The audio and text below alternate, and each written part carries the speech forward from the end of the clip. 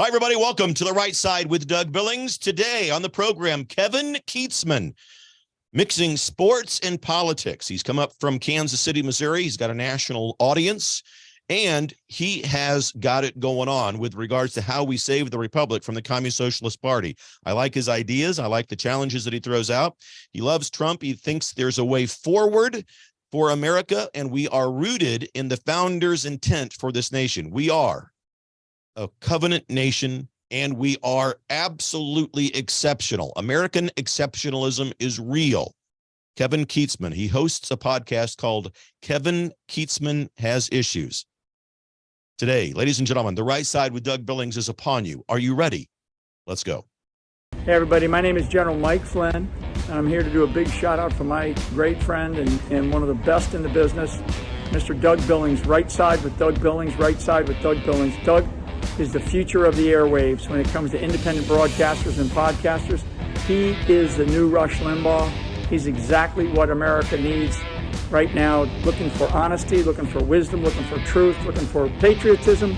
Listen to Doug Billings at Right Side with Doug Billings. God bless you and God bless America, and thank you. Ladies and gentlemen, we are winning. We're winning, winning, winning. Welcome to The Right Side with Doug Billings. Are you ready?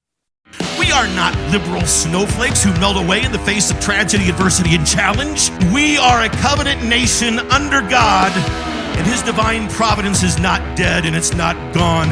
It is living within each and every one of you. And you will bring it to life in such a way that the world has never seen before. We never back down. We never give up.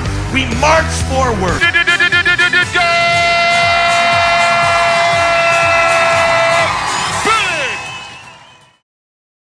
Hi, everybody. Welcome to The Right Side with Doug Billings. Hey, thanks a lot for watching from around the planet. We appreciate you. Just going through some of the emails earlier this morning. Curacao, I love when I get emails from Curacao. You beautiful island people out there. If you're from Raytown, Missouri, it's right next to Aruba. Thank you very much. Curacao, the island of Curacao. I've got a cousin, George Kiefer, who lives out there and does some dolphin research things. It's always good to hear from you. And I was watching the World Cup game. I was rooting for the Netherlands. You guys, the Curacao is part of the Dutch Antilles. The Netherlands out there did pretty well. They beat us. So, there it is. Hey, ladies and gentlemen, Elon Musk has been on my mind this week, and what he's doing over at Twitter, I think, is a good thing. And it's kind of like an early Christmas present for me. I'm always excited when I see liberal snowflakes' heads explode. And boy, Elon Musk doing that and causing that in spades over there, just opening up the doors. Jack Dorsey comes out yesterday and says, hey, I might have been complicit in not doing and being as due diligent as I should have been in guarding and protecting free speech. We have now Twitter employees. There's a guy named Elvis Chan. He's an FBI special agent. He was in the Twitter offices meeting with the hierarchy over there, trying to identify what he called threats of interest. Now, let me decode that for you. What that means, a threat of interest is President Trump. And they were spying on the Trump campaign, spying on Rudy Giuliani, because Giuliani had the Hunter Biden laptop. All of this stuff on my mind this week. We covered it yesterday, and I'm just looking through some of the responses, and I'm glad to see that you all agree that Elon's doing a great thing. Now, Elon's not perfect. He does some pretty kooky things from time to time, but what he's doing over there is, opening up the doors in the conservative movement, and the wing over there of conservatives is now welcome back, at least at Twitter, into to the public square of discourse and exchange of ideas. So I think it's a good thing, and we hope that it continues. I'm sure it will. So go buy a Tesla. Ladies and gentlemen, hey, a guy here from Kansas City, Missouri. I've listened to him for, guys, it seems like decades. I hope I don't age him or date him that long, but he's been on the air here in Kansas City, it seems, for decades. Kevin Kietzman got his start in sports broadcasting, now branched out his podcast, Kevin Kietzman Has Issues. I love that. You can find him on, I think, all major podcast platforms, Apple Podcasts for sure, and over at Podbean and places like that.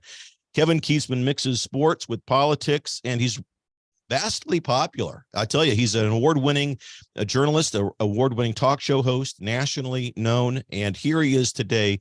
Ladies and gentlemen, Kevin Kietzman. Kevin, welcome to the show. Doug, it's great to be on the right side. Thank you so much for inviting me on. Hey, it was good to meet you in person a few weeks ago. We happened to go to attend a Johnson County, Kansas Republican event that you are emceeing it with State Senator Mike Thompson, also a friend here of the program and a good guy. Really good to meet you. And you resonated with me with things that you were saying because the passion that you had, you're a go-getter. There was a question in the crowd, what do we do as Republicans or as conservatives? And you said, we've got to do what they do. We got to go out there and chop them off at the knees, and we've got to be bold. We've got to be aggressive. We just don't do it. I liked that. Well, I learned that from football coaches covering sports through the years, and a couple of the coaches that I covered way back in the day. One was particularly gritty. His name was Marty Schottenheimer. Your listeners may or may not know who that was, but he was a tough guy from Ohio and kind of the Pittsburgh area. You know, he grew up in really tough situations. He was a linebacker as a player, and the Chiefs used to play here in Kansas City against some teams that were kind of dirty. And for many years, the Chiefs just got sand kicked in their face. They kept losing and losing and losing. They had these nice guy coaches. Marty comes in and says, we're going to play dirty back. I mean, we literally reported on stories where he told the players, if you commit a foul and get a fine, I'll pay your fine for you. Okay, we're going to fight back and do what they do to us. And once the Chiefs started doing that, he had these tough-nosed teams. The teams came in and went, wow, this is going to be a long day. And I think that's what we need to do to Democrats. We need for them to start thinking, boy, this is going to be a tough election.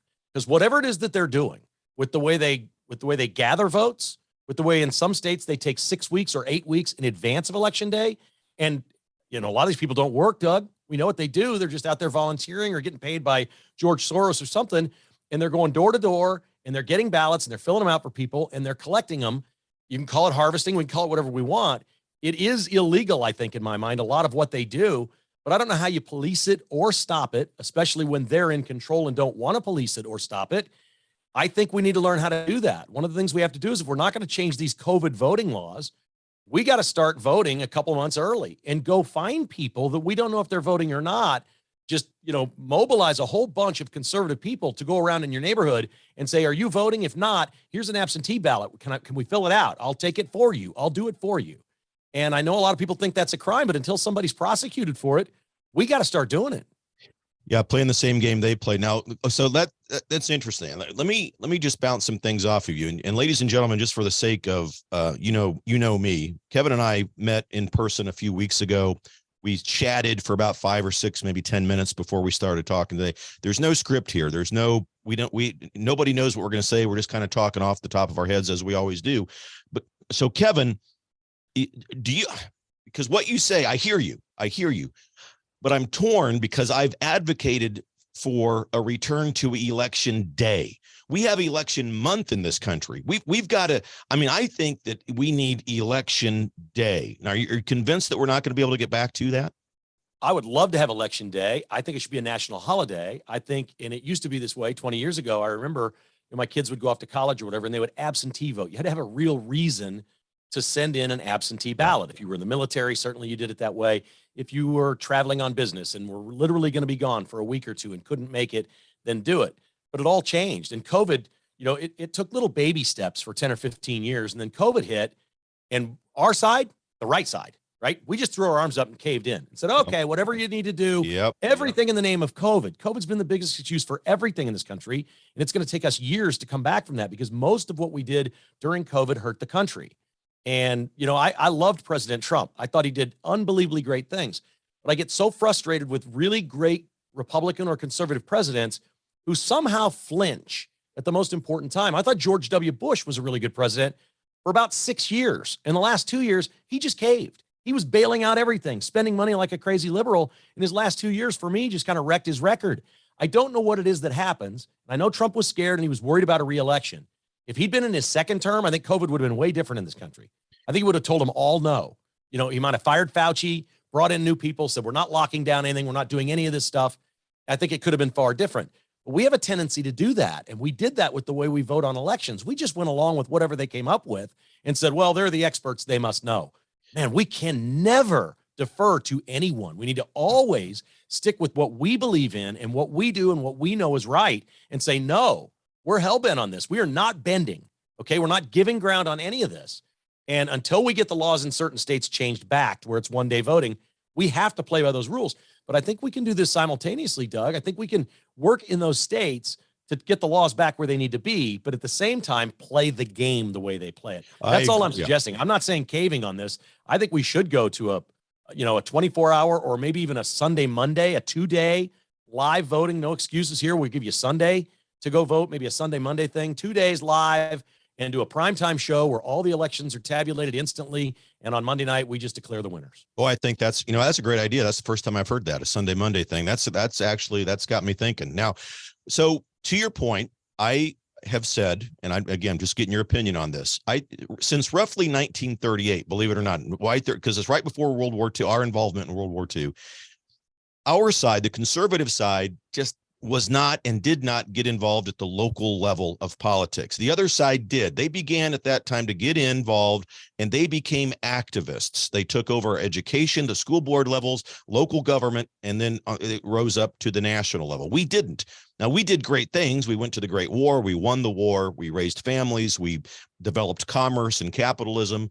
And capitalism, ladies and gentlemen, invented by God, inspired by God, just as much as this republic is. It's the engine of what we do. It's not evil, but we didn't get involved, Kevin. And I think that what we see now is a decades-long result of our lack of involvement. That's how we got here. We didn't get here overnight, and we're not going to get out of it overnight. But we've lessened it in the last few years, the last 2 election cycles. Now, I know we lost, Trump, I don't think really lost the election. Another topic for another day, that we've beaten that one. I understand there's a theft of a presidential American election.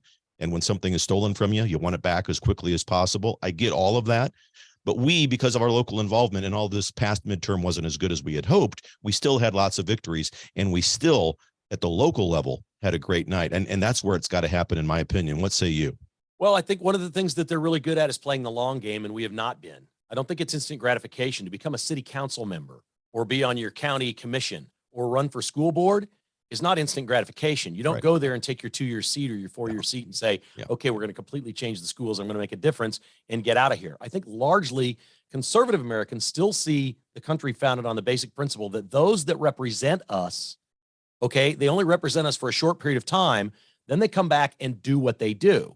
In other words, if you're a broadcaster and you want to run for city council, you go do that for 2 years, 4 years, 6 years, but you go back to being a broadcaster. You're never destined to go do that for an eternity.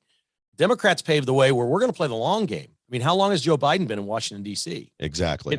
It's unconscionable that this is what our representative republic has become, because it was never set up for people to have careers doing this. It was supposed to be our peers. Right. Hey, Kevin, we're up against a hard break here. Let me take a break. We'll come back and finish this up. Ladies and gentlemen, stay with me. I'm with Kevin Kietzman.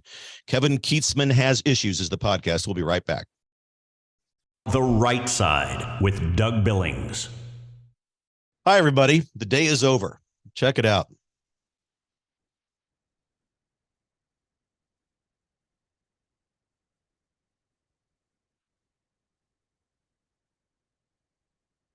I'm going to let that sit there just for a minute while I remind you about Patriot Cigar.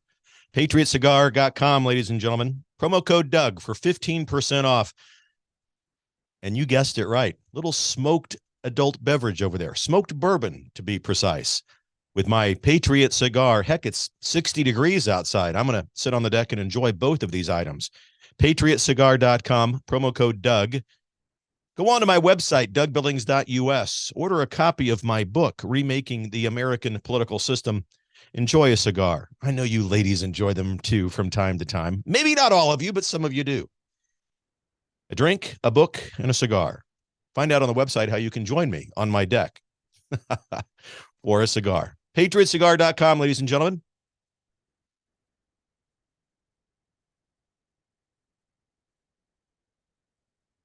Cheers. Believe it for the Republic. The Right Side with Doug Billings. Hi, everybody. Doug Billings here on the set of my show, The Right Side. I am standing shoulder to shoulder with Mike Lindell and his employees over at mypillow.com. Use the promo code Billings when you go over there to mypillow.com. Everything that you need. You already know about the sheets, the pillows, obviously the pillows, the slippers, the best slippers in the world, ladies and gentlemen. They even have dog beds and pet beds over there. I've got 2 of them for my service dog, Jet. Absolutely, I do.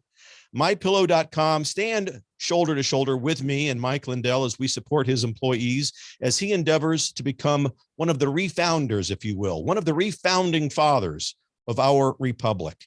It's the least we can do. MyPillow.com, promo code Billings. Please, ladies and gentlemen, MyPillow.com, promo code Billings. Believe it, for the republic. Cheers.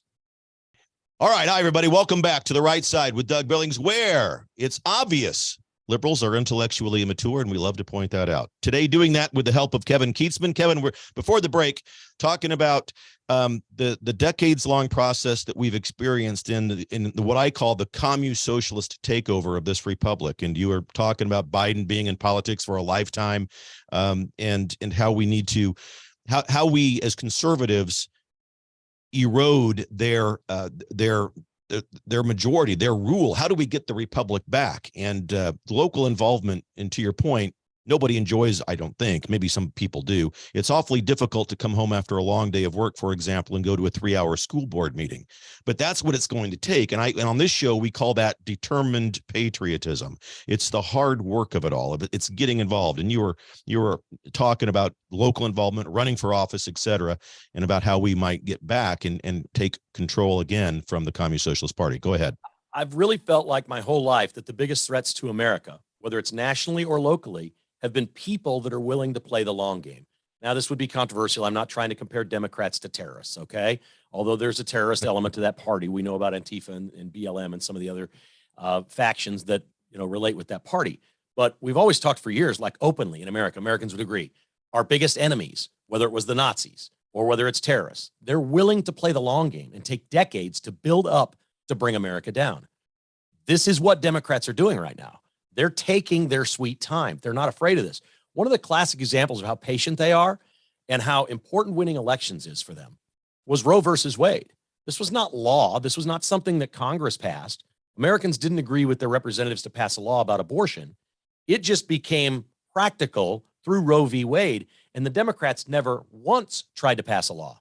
They never wanted to go to the American public and say, let's put a law through Congress, sign it, make it a bill, make it a national law, and we'll take care of abortion forever. Why didn't they do that? They didn't do that because they wanted it as a political issue to keep winning elections. So they carried that banner for 50 years, and now they've got a shot in the arm with it again, because now they've convinced Americans there's a new law that says abortion is illegal in America, which it most certainly is not.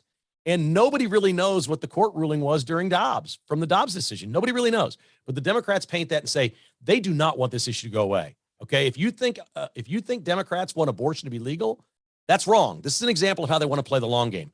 They want to win elections. They don't care about abortion. They want to win elections, and that's an issue for them that they keep using. And if that's what they do, we need to find a way to do that. And it's a tough thing. We had a guy in Overland Park, Kansas here named Mike Zinnicky who ran for mayor, and he was the former COO of Applebee's, and he had a big job. And before that, he was with AMC Theaters. He's a big-time CEO businessman, and he sort of retired. And he goes, well, I'll try to be the mayor of Overland Park. Well, you notice he didn't do that when he was 37.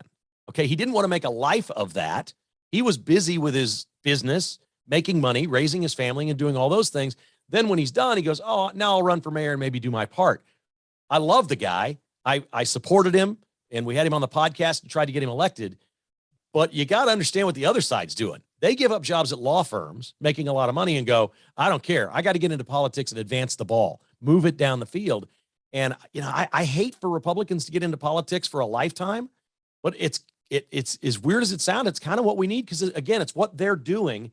And in many ways, they're just better at politics than we are. And they're absolutely a threat to our democracy.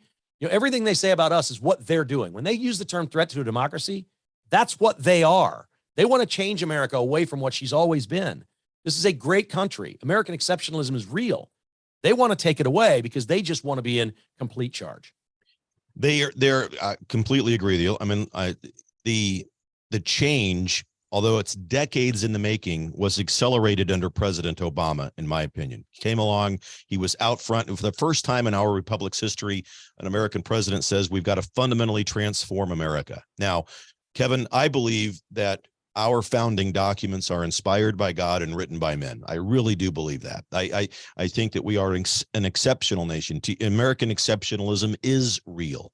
We are not a systemically racist country. And the transformation from what was formerly known as the Democratic Party to what I call now the Communist Socialist Party is complete. And I don't see any evidence of a true Democrat. I'm talking in the elected class, John and Jane Doe on the streets of America who think they're Democrats. I'm sure they're not what I call communist socialists, but the intent to destroy and transfer America away from the intent of the founding fathers is a real danger. It is. And for some reason, I can't prove this. I honestly believe we may now be the least patriotic country on earth. I mean, there are places like Putin's a bad guy. Russia does terrible things. You ask a Russian what they think of Russia, they love Russia. They love Russia. They may not like Putin. They may not like his policy, but they love him. These liberals in this country, they don't love America. They want to tear it apart. They want to change it. They want to get rid of our history. You could probably walk the streets in Venezuela, and Salvador Perez is a player for the Kansas City Royals. He's from Venezuela. His mom was attacked a couple of times in Venezuela after people there knew that Salvador Perez was in the United States making a bunch of money.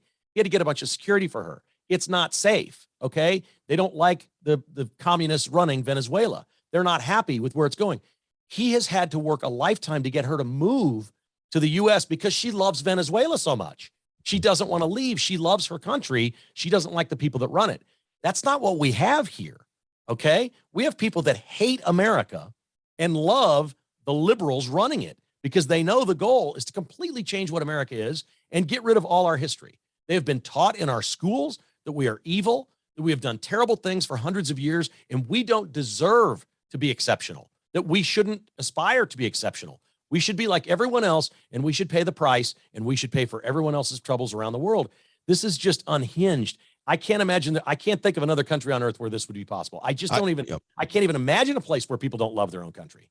I love what I'm hearing. I agree with you. And it's really, when you say it that way, I have not thought of it that way. And then I've got a million things going through my head right now. One of which is that nothing is perfect. America is not perfect, but it's not what we espouse to be, what we strive to be, what the founding fathers wanted this republic to be is an incredible thing. And although there's nothing perfect, we are working towards it. And there's no place on earth where you can work towards the pursuit of everything that our founding documents stand for than the United States of America. Now, also the second thing where I really want your opinion, especially your sports opinion. I'm not a soccer guy. I really don't. I'm not a huge soccer fan, but I watch the World Cup because it's a big deal. It's like when the only time I really watch tennis is when Wimbledon is on or the United States Open or whatever. But I watched those games, and Kevin, on the sidelines, the athletes from the other countries were singing their national anthems, and they were reverent.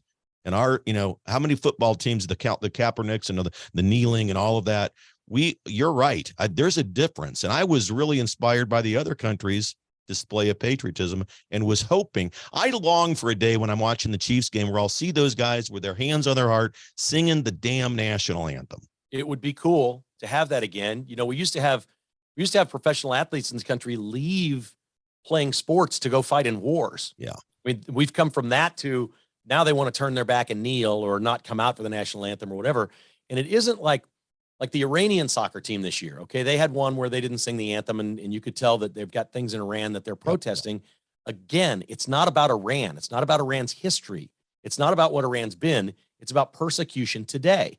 And if all this kneeling and stuff that happened in sports several years ago was about, we don't like Donald Trump or, we don't like this or that, it would be one thing. What they were saying was America sucks. We're racist. This has been a bad country, always has been a bad country, and we don't like her at all. And Kevin, hold that thought up against another break. Ladies and gentlemen, Kevin Kietzman on the program today talking about sports, America, democracy, and the demise of the republic as guided into it by the Communist Socialist Party. Stay with me. We'll be right back. Hi, everybody. Doug Billings here on the set of my show, The Right Side. I am standing shoulder to shoulder with Mike Lindell and his employees over at mypillow.com. Use the promo code Billings when you go over there to mypillow.com. Everything that you need. You already know about the sheets, the pillows, obviously the pillows, the slippers, the best slippers in the world, ladies and gentlemen. They even have dog beds and pet beds over there. I've got 2 of them for my service dog, Jet. Absolutely, I do. MyPillow.com. Stand shoulder to shoulder with me and Mike Lindell as we support his employees as he endeavors to become one of the refounders, if you will, one of the refounding fathers of our republic. It's the least we can do. MyPillow.com, promo code Billings. Please, ladies and gentlemen, MyPillow.com, promo code Billings. Believe it, for the republic. Cheers. Holy Hydrogen, everybody. Holyhydrogen.com, promo code Doug, $100 off. Why? Molecular hydrogen, hydrogen gas infused water from a machine no larger than an average coffee maker, right there on your countertop in your kitchen. I use it. It helps. Diabetes, it helps. Cancer cells even been shown to be reduced by hydrogen gas. It also helps with brain fog. You have inflammation. It helps reduce the inflammation in your body. Weight loss is enhanced and expedited. Just a number of things that even has been shown in some cases to help recover from the side effects of the jab. Molecular hydrogen, hydrogen gas infused water from Holy Hydrogen. They have a customer service department. They have a payment plan. Holyhydrogen.com, promo code Doug for $100 off, ladies and gentlemen. Get the benefits of molecular hydrogen today. Cheers. Hi, everybody. Welcome back to The Right Side with Doug Billings. Hey, I do want to remind you, Christmas obviously right upon us, the new book, Remaking the American Political System. In this book, I'm telling you, how do we reclaim the republic from the grip of the Communist Socialist Party, remaking the American political system. And what I mean by that, folks, going back to what the founding fathers intended for this nation. Lots of stuff in here about how we get back to that. How do we govern ourselves from the state level on up, taking the power of the federal government back into the hands of the states where it belongs as intended by the founding fathers. Go to the website, dougbillings.us, dougbillings.us, pick up the book today, put it under the tree or in a stocking for somebody that you care about. Kevin Kietzman on the program today, talking about a mix of sports and politics here today. Kevin, when we left for the break here just a moment ago, I had made the comparison about as I'm watching sports on TV, the patriotism that's displayed so often by other countries. We were talking about, you brought up the point that America, unfortunately, seems to be one of the least patriotic countries now on the planet. That's distressing and sad and depressing. Thanks a lot for that. And what you notice on the playing field and how that ties into the fundamental change that was sought on the other side, from the radical left, and how it's been it's like, it's like you got this crock pot full of their communist socialist ideas, and they just were baking, the American tradition in all of their nonsense.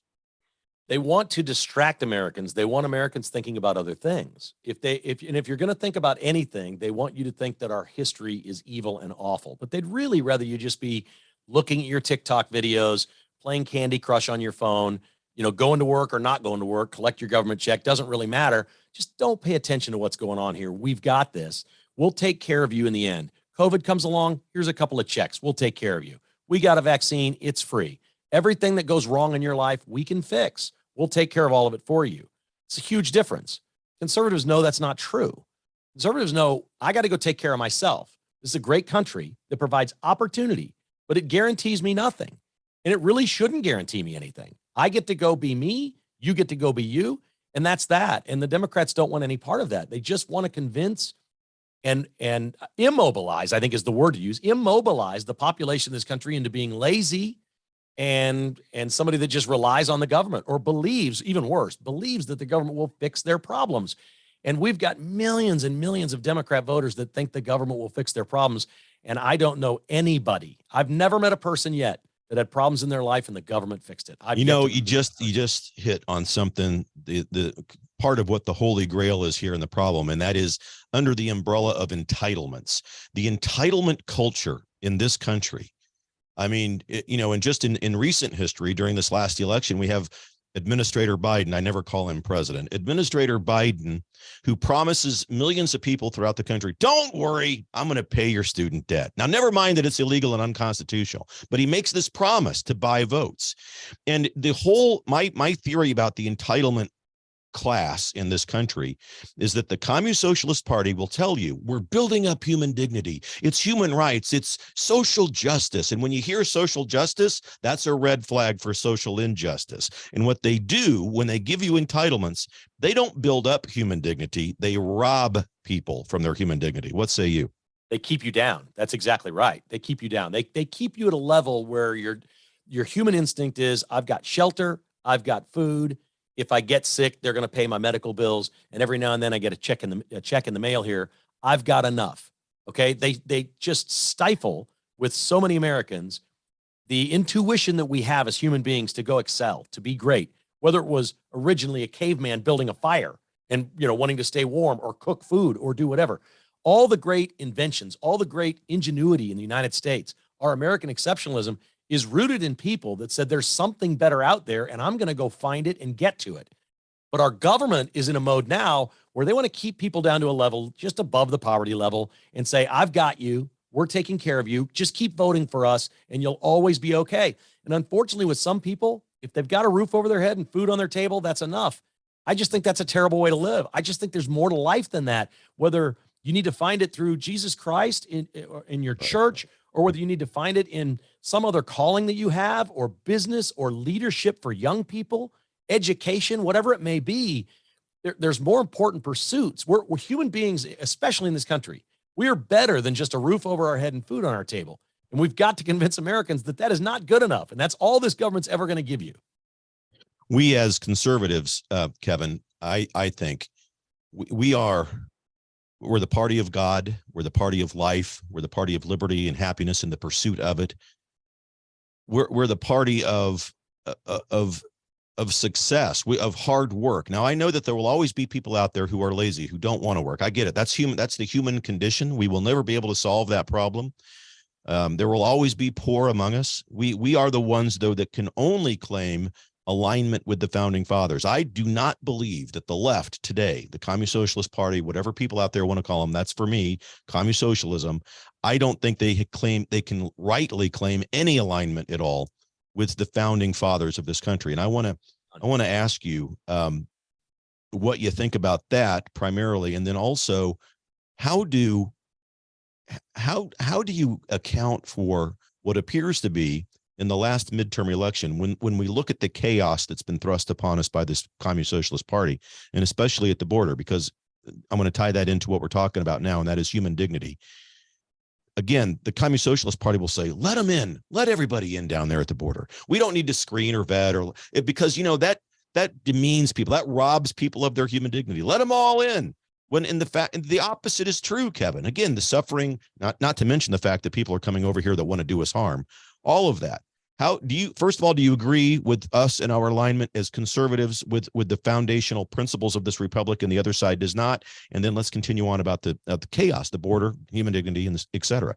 Yes, I agree with that. And I think the hardest part of being conservative is, to use a sports analogy, we're always on defense. By nature, we're trying to protect something that's been built. We're trying to protect it from being crushed. We're not really trying to change America. We love who she is. We love the founding fathers. We love the Constitution. We want to support it. We want to learn from it. We want to become a more perfect republic, but a more perfect union as it's written. But we're playing defense by definition. And every advance, every gain is left to their side to go change something like open borders. Nobody in the world is doing what we're doing. There's no sane country on earth would allow their borders to just be open. What I ask my podcast listeners, and what I would do is if I was out on the campaign, and I think Republicans should do this in the next cycle, imagine you went and walked into another country without a passport, without identification, pick any country on earth. What would you as an American citizen, what would your expectation be once you were caught in that country? You walked in illegally, not through an airport, not through security, not with a passport. You're there illegally. You have no identification. What would you expect would happen to you? And I think every American that would answer to that would say, well, I'd probably get arrested. I'd be in real trouble. I might go to jail. They might deport me if they believe that I'm American, if you have no idea, because you don't know. Ask yourself what would happen if you did that in another country. But then some of these same Americans say it's okay to let 2 million people to walk across our border every year or more. Now, I don't get it. There's an unbelievable moral indignity to all of this. Women are getting raped. Children are being abused. They're stealing from these people. Drugs are coming in. These people are victims that are coming in, and they get here and realize the victimization may be over once I get to America, but to get here is the worst possible human experience. And they're all experiencing it. And these are going to be people with trauma. They're going to stay. They're going to be a problem because they're emotionally wrecked from their experience of trying to get here. Yes, there's indignity to all this. And I would say about something you said earlier about people that are lazy. I agree with you. Some people will always be lazy. But if we look at 10 people and say they're not working and they're lazy, I feel like in this country, we've taught 6 or 7 of them that you might as well be lazy because there's no way out for you. Oh, I agree. I agree completely. We've crushed these people and said, there's no reason to try. You're black, or you're gay, or you've got this problem or that problem. There's no reason for you to try because the whole system is against you. Just sit there, be quiet, vote for us, and we'll take care of you. So we've created laziness. There will always be people that just don't do anything. But I think over half the people in this country that we would consider lazy or not really participating in society, we've done that to ourselves. The Democrats have created those people. Kevin, I agree completely. Well met and well said. Yes, we have. We've created this entitlement class. I mean, here I've once upon a time I used to be a high school teacher, and during the summer months, as many teachers do, we took a part-time job to make extra money. I had a lawn care company. We'd go out and I'd have a crew of people, white guys, Mexicans, and Hispanics, and so forth, and they were all working hard. Now today, I can't get anybody to pick up a shovel or push it. Not that I have that business anymore, but you can't because they just have been taught, nah, no thanks. You got to, I travel quite a bit. I give some speeches here or there, go to the hotel restaurant. They're closed. Why? Well, we can't get any help because they're sitting at home or doing something and getting paid somehow. We got about, yeah, go ahead. I went through a grocery line the other day, and this is going to pick people up because I do want to be positive. I do believe in America, and I do think we'll overcome this. It may take something drastic for us to get there, but I think there will be a reset where America will be conservative again. I think that's coming. I went through the grocery store line. I picked up a few items, and the young man at the checkout counter appeared to be about 18 years old, maybe a senior in high school or something like that, and he was gregarious. He was speaking, and I was like, okay, this is great. I'm talking to a young person, and I say, where are you going? You going to college next year? And he goes, nope. He said, there's too much money in the trades. He said, I'm trying to decide between electrician or plumber. There's all kinds of job offers out there. I can start right away and maybe make more money than my dad.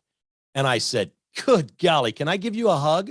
I love you. Good for you. He understands. Okay. College may not be for him. Maybe he doesn't like school. Okay. There's a lot of reasons, but you can go out now in this country. If you're a certified electrician or plumber, make $100,000 a year if you want to work at it, or start your own business where you do the work. Learning trades has never been more valuable in this country. Now, some of the work you're talking about, the hourly work on a crew somewhere, is certainly not what a lot of Americans want to do. But my goodness, anybody with a high school degree at this point, there really is no excuse to not make $100,000 in America. Yeah. You can do that as an electrician. Yeah. Just go learn it. And in 5 years, you'll be doing, if you're willing to work 60 hours a week and really bust your butt, you can make $100,000 a year. I love it. And you're right. I love the hope, and I think that's real. I think it's true. And I do think that what we as conservatives need to do when we see young people like that, Kevin, how many times have you been and you're in the Kansas City area and you're asked to participate in lots of events. You speak at events, you MC events, and you're in a room filled with conservative people, Republican people. And it looks like you're at the senior living home, right? And when you look at the audience, there's no young people. What's the remedy to that, Kevin? We got to think about a succession plan. I wish I knew. I've thought about it since you mentioned it. And since that came up the night that we were together a few weeks ago, I've thought about it quite a bit. And, the instant thing you want to say is college campuses, but there's just not enough kids on college campuses interested in becoming conservative. They get beaten over the head every day by every professor, every advisor, everyone they come into contact with on campus, liberalism. So even if you went there conservative, I have a child. I thought when she left home, she was very conservative. She went to the University of Georgia. She studied science. She was getting into medicine and healthcare and all these things. And every single person she came into contact with for 4 years convinced her that they know everything, that science rules, your parents are idiots, and you should be listening to us. Now, I think she's going to grow out of that. In fact, I know she's going to grow out of a lot of that. Because she had a really strong upbringing from her parents. It starts in the home. Are you afraid to talk politics with your kids? Are you afraid to talk to them about what makes America great? We should probably be doing that when they're 8, 9, 10 years old. There's lots of great children's books out there. You can read these things to and with your kids from a very young age. It probably starts in the home, but my God, conservatives are busy too, Doug. We're all working. I know it's kind of a cliche that Republicans work and Democrats do politics. Yeah. But there is a lot of truth to that. The cliche came along. The stereotype is there for a reason, but it's probably in the nuclear family. It probably belongs with conservative Americans to teach their children and to do it there, because I don't know what the other solution would be. I'd like to think it's college, but it's not. All right. Well, I want to pick up on this. We're against our last break of the segment. Kevin, it's been great having you on. We've got one more break here. Ladies and gentlemen, stay with us. Kevin Kietzman. Kevin Kietzman Has Issues is the podcast. We'll be right back. Hi, everybody. Doug Billings here on the set of my show, The Right Side. Are you tired of corporate America lording over you the jab or mask mandates or other? Are you afraid that you might lose your job if you don't get jabbed or wear a mask? Look, I've had enough of corporate America. 2 years ago, I quit because I wanted to start this show. I spoke out against the tyranny. I was furloughed, so I started this show. Some of you don't have the ability to do your own show, but you have the ability to do other things. Tip Top Canine, tiptopcanine.com, ladies and gentlemen. You can do this. If you're an animal lover, if you're a dog lover, dog training. And I'm telling you, people are making doctor money. They are making doctor money doing this kind of work. I'm not kidding. People are making upwards of $15,000 a month free from corporate America, their own boss. Head over to tiptopcanine.com. And in the form, how did you hear about us? Please put The Right Side with Doug Billings, and you'll get special perks and discounts. Tiptopcanine.com, ladies and gentlemen, your key to freedom from corporate America. Believe it for the Republic. Cheers. Hi, everybody. Hey, I want to tell you about my friend, the Commander's Artist. He's been with me from the beginning, as he would say, since I was only 25 followers old. He's been with me since the very beginning. He is the premier patriot artist in the country, if not the world, ladies and gentlemen. He's the commissioned artist of General Michael Flynn and of Sidney Powell, just to name a couple. He's had Eric Trump autograph pieces of his art. General Flynn has autographed pieces of his art. Check out these beauties behind me as we go through the Commander's Artist. Head over to thecommandersartist.com. Use promo code The Right Side, and you'll get discounts over there and perks and so forth. Thecommandersartist.com, the premier patriotic artist in the world. Look at this stuff. It's gorgeous. You need to start a patriot-themed room in your house, your vacation home, your real home, wherever, your boat, your travel trailer. Thecommandersartist.com, promo code The Right Side. Cheers. Hi, everybody. Doug Billings here on the set of my show, The Right Side. Are you in the state that is corrupted and managed by the Communist Socialist Party in America, where you had to take the jab or wear a mask or social distance or else be threatened with the loss of your job? Let me introduce you to Oklahoma, specifically Tulsa, Oklahoma, a bastion of freedom and liberty. Believe it. I'm not kidding you. And there's Shaw Homes is there. My friends at shawhomes.com. They're going to hook you up. If you use the promo code Doug, when you go to buy a house over there, they'll bring you in, show you the models. And if you agree with what they're giving you, they'll give you $11,000 of upgrades. $11,000 upgrades. They're also going to pay your closing costs. That's what you get if you use promo code Doug at shawhomes.com. Ladies and gentlemen, it's no laughing matter. The Communist Socialist Party is suppressing America, and they're threatening you and your job. Live in Oklahoma. Shawhomes.com, promo code Doug. Believe it for the Republic. Cheers. Hi, everybody. Welcome back to The Right Side with Doug Billings, where we meet in determined prayer and determined patriotism. That's how we go forward. The new book, ladies and gentlemen, Remaking the American Political System. In the book, How Do We Reclaim the Republic from the Communist Socialist Party? Go to dougbillings.us, and get the book. With me today, Kevin Kietzman.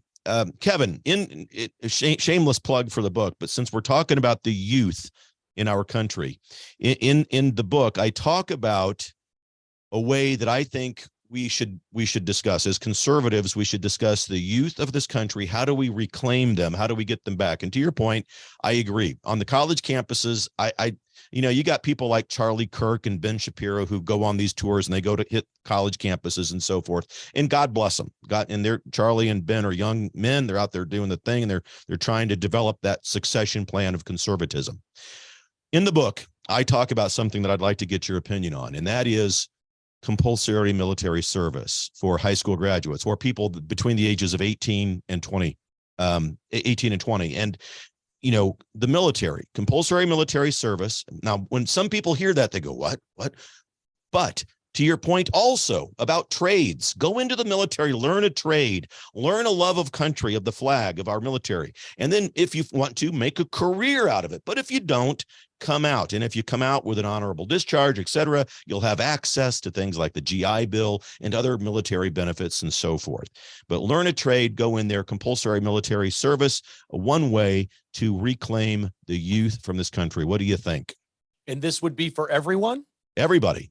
And any able-bodied person. Sure. 18 to 20. I've never really thought about it in those terms.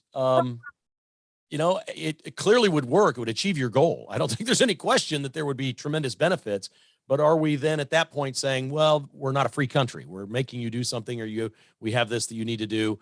I don't know. I mean, I'd have to study it more. So I don't have an instant reaction. Yeah. Israel does. A lot of countries do it. I'm not convinced that it would curtail the freedoms that we have, but as part of what your service is to country, there used to be the draft. I mean, you're getting drafted. Why not just have them go back in compulsory military?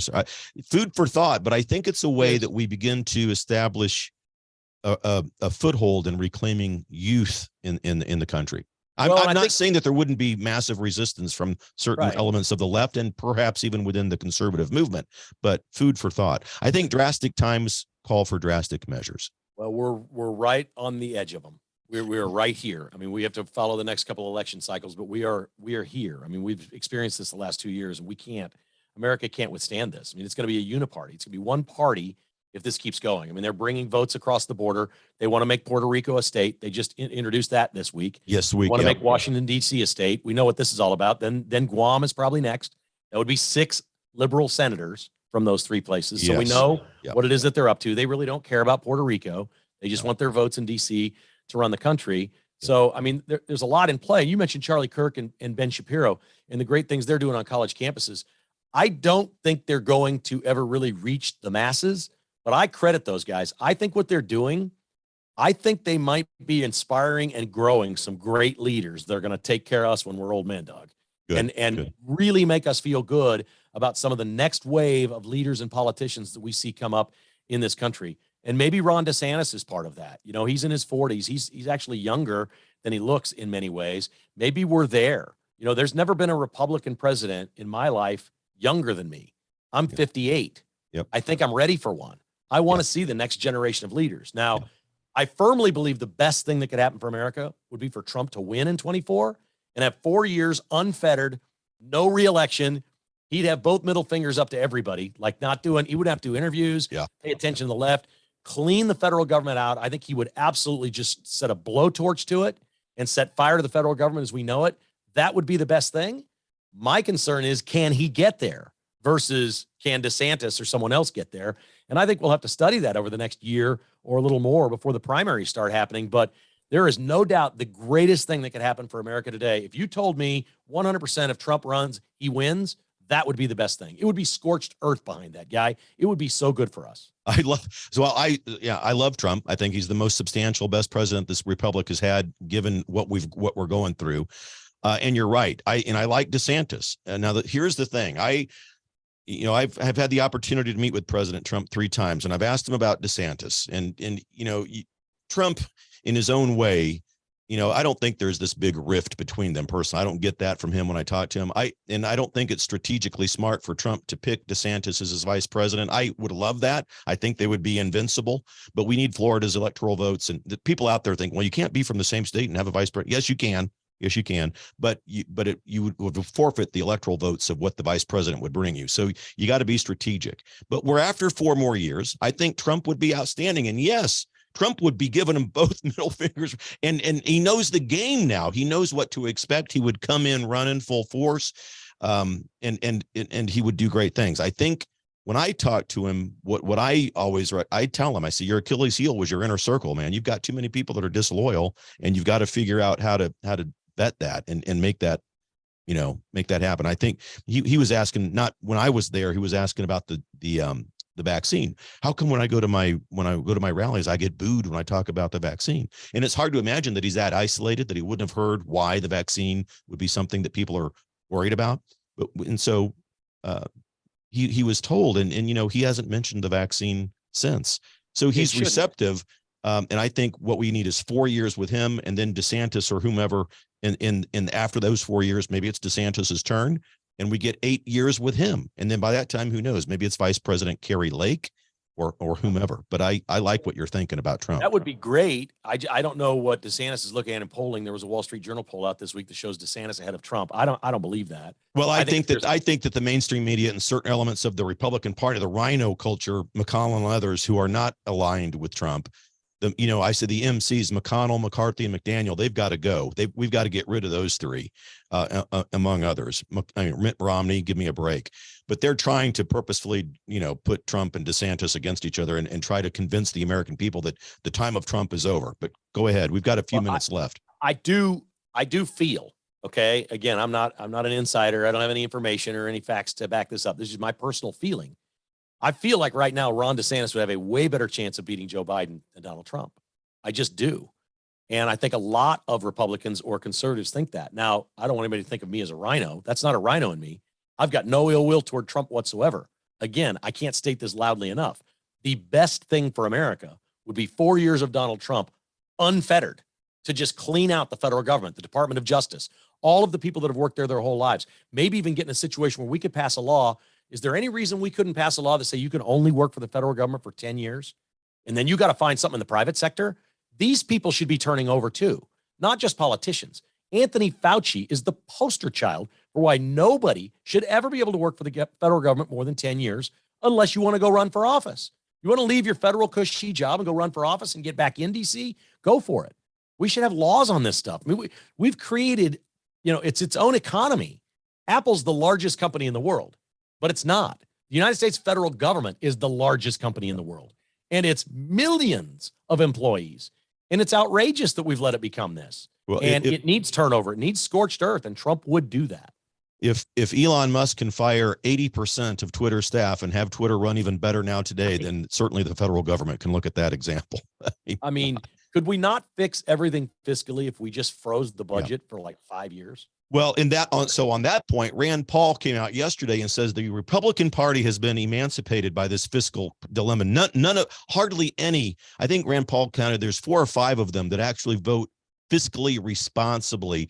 Other Republicans just simply don't. We cannot any longer claim that the Republican Party is fiscally conservative. They just aren't. They go along with everything. I mean, it's just infuriating. Well, how about this one? How about Trump comes in and says, you can stay. You can keep your federal job. We're doing 10% pay cuts across the board. How many people do you think would quit? There you go. Millions. Yeah. Millions would quit and find something else. They'd be so outraged. Great. We solved our problem. We don't hire them all back. Do you know how many hundreds of thousands, if not millions, of useless federal jobs there are where somebody literally is doing nothing? Nothing. Okay? Cut everybody 10% and watch who runs. Watch who leaves. They just flee the ship. Great. Goodbye. We don't have to fire anybody. They'll just leave on their own. You're onto it. You're onto it right there. And the book that I wrote, The Remaking of American Political System, I think we look at DOJ for sure, the FBI clean house. I think we get rid of the Department of Education. Just get rid of it. Look at National Public Radio and PBS. Why? Why do we have to fund that? If they like the programming, let them go out and fundraise and become a true nonprofit and let them make their own. The state parks, take it away from the federal government, give it back to the states, let them manage their parks. There's so much we can do, Kevin. We've got about 40 seconds left. I'm going to give you the last word. Well, I'll say this about education. I think where I live, we don't live far from each other. Where I live, I think I read it costs $27,000 to send a kid to public schools. That's all the different entities pitching in. If we turned those into vouchers and let parents decide what school to go to, you wouldn't believe how fast the schools would become great. Amen. Amen. Kevin, I like the way that you think. And if you've got issues, I want some of those issues too. Ladies and gentlemen, Kevin Kietzman has issues. Look him up. Kevin, is there a website or anything else you want to say before we say so long? KKHasissues.com. Just go there and check it all out. It's all good. You got it, brother. Ladies and gentlemen, we'll see you again. Listen, we have a pack of blessings on our back. America is fine. We're in a nightmare, but we're waking up. You're going to be good. We're going to be good. I'll see you next time. Believe it for the Republic. Cheers.